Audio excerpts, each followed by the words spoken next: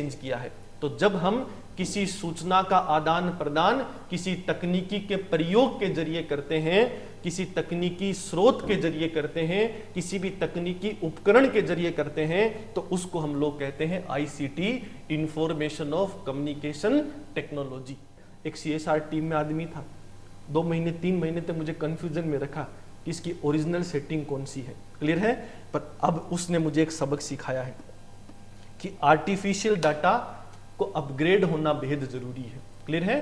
पुराने डाटा के आधार पे नहीं चलना, सेंस ऑफ ह्यूमर को तेज करने की क्या है, आवश्यकता है। जैसे मैंने उदाहरण के तौर पे आपको बताऊं कि एलेक्सा से जब आप बात करेंगे ना, तो एलेक्सा को जब आप कहेंगे कि फलानी चीज सर्च करके बताओ, वो बता देगी।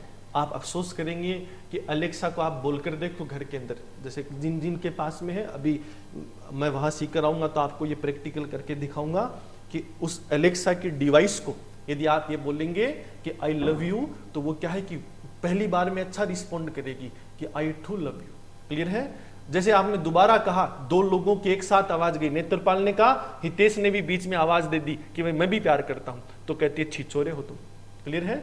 अब ध्यान से समझो, एक तकनीकी ऐसी भाषा का इस्तेमाल कैसे कर सकती है, पर वो भाषा कहां से आई है, ह्यूमन इंटेलेक्चुअल पावर से। कि ऐसा नेत्रपाल ने कभी अपनी बसंती को कहा होगा, उसी बीच हितेश ने ऑडियो मैसेज में भेज दिया होगा, तब उस बसंती ने ऐसा कहा कि तुम तो दोनों ही छिछोरे हो, तो उससे डाटा एकत्रित हुआ है आर्टिफिशियल डाटा के रूप में।